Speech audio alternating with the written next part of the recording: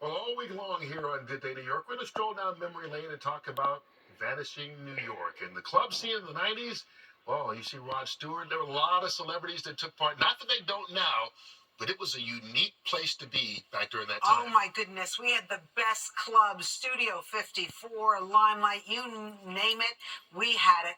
We're going to look back on some of the icons, the queens of the clubs, like Suzanne Barish and journalist Michael Musto taking us down memory lane. My favorite thing to ever do in my entire life has been going to clubs. I love the experience, the ambiance, being with people, losing their inhibitions. The music, the lighting, everything creates kind of a false ambiance that taps into the real you in a way.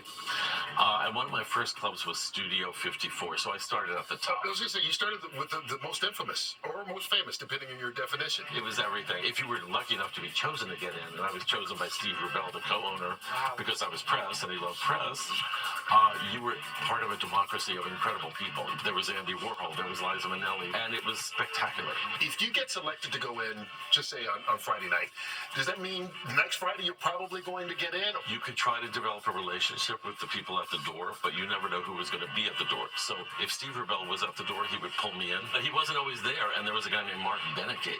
He was the main doorman. He didn't like me. Someone said to him, "That's Michael Musto," and he said, "I know."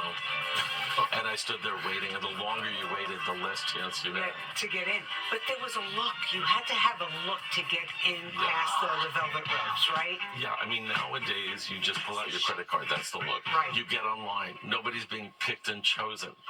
Then there was so many people trying to go in that Mark Beneke, the doorman, really could stand there on a podium, which he did, like on a high chair, and go, you, not you. And Was it because everybody was dressed so... I mean, I remember not going to 54, but going to Xenon, and you would dress to go to these places. Well, I have to admit, Xenon was a fate worse than death for me. Because no offense, but it's the place where if you couldn't get into studio, I know. you went to Xenon. That's so funny. And the few times I couldn't get into studio, I just went home and cried myself to sleep. I wasn't going to go to Xenon. But there were other clubs that came after it. The party went on, right? It was not the end of the club scene after 54 closed. I mean, the 1980s were a dark decade for different reasons, but somehow the downtown nightlife really rose up almost in defiance of that. And there were clubs like the Limelight, which was a church where they literally kept like the stained glass and the pews and everything. So what happened now? Like, I mean, you don't hear about these kind of clubs anymore. Everything changed with the rise of the internet. No longer did you have to leave your house to meet people. In addition to the fact that it's so expensive to open a club in Manhattan, that everything moved to Brooklyn. I moved to New York in 1995. The only club that I was able to make it to was Palladium. And that was like but it was the very end of it. But that was in a huge space. I remember that. I mean, you kind of had to have the real estate, literally, to do it. The expense of opening a club is prohibitive, in addition to the fact that these community boards have so much power to deny you a liquor license. They don't want you to open because they don't want the noise and the people. And especially when Giuliani was mayor in the 90s, it was very difficult for clubs. But in the 80s, Palladium was the biggest club. The 70s were about, I think, more about decadence and the South. And the 80s are more about me and everybody having a good time and about being with other people. You walked in and there were light-up staircases and there was a big dance floor with a big Keith Haring mural. The Mike Todd room was the VIP room. Mike Todd, the famous late producer, it was where his office was back in the day. It was now the VIP room with Jean-Michel Basquiat murals. So the whole club was very artistically driven. It's now NYU dorms. So if you go to NYU, you better appreciate the history. What about Area? Do you remember Area? Area was my favorite club of the 80s. It opened in Tribeca before Tribeca was really that developed. And it was run by a bunch of West Coast artistic types like Eric Good, who now is a big director. He did Tiger King.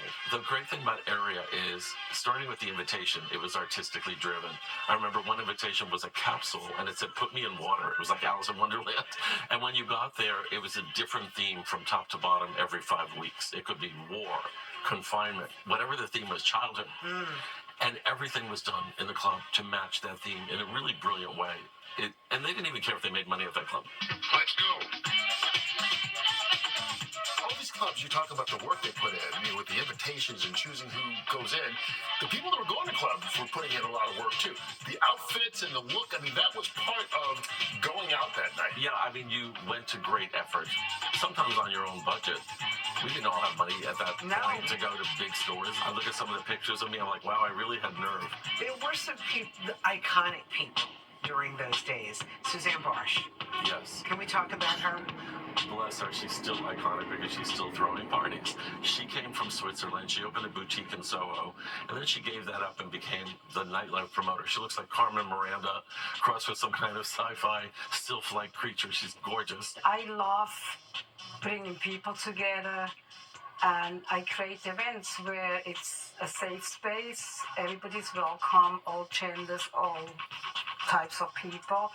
And I love to express myself. My art is, I love doing looks. So the nightlife, the nightclubs that I do are also very geared to people. It's like an art show. The thing that I do miss, if there is anything, is the underground element is no longer. Because in those days, there was no the square. Everything takes place on that square now, the phone, computer. And I try to bring all the different types to my parties still. That's my signature. And she has led a conga line of all different people, all gender, sexuality, everything. From a CEO to, a transgender performer, everything. Through Copacabana and all her different clubs. For those of us that weren't around New York City then, all the sex that was supposedly going on in the clubs and all the drugs that was supposedly going on in the club, the debauchery, the sex, drugs, and rock and roll, was it genuinely happening, or is that part of the reputation? No, it was genuinely happening. Okay, that's what I'm asking. Brace yourself. Okay. Yes, it was. Okay. Yeah. Really? Yeah. You can corroborate this. I remember that. Yes. I was You like, won Grammy. You want to share something, Rosanna? Do you think it'll ever come back? No. And I'm not going to sit around waiting for anything to come back. Nothing comes back. There's no way you could pretend that Studio 54 could come back, or even the 80s clubs, because they were specific to that era. People say every generation gets the nightlife it deserves. Well, we must have been bad, because right now, it's a lot of small bars. If you go to Hell's Kitchen, there are like 15 gay bars that I can go to. Every single one of them is the same. Which one do you miss the most? I miss them all. They all were so much fun. And by the way, we did bring everybody together. It didn't matter your nationality, your sex, whatever. We were very cohesive. It was a fun time. All right, be sure to tune in this week for the rest of the series. We'll look into Vanishing record stores, diners, candy stores, and much more here on Good Day. And coming up right here today, a fun immersive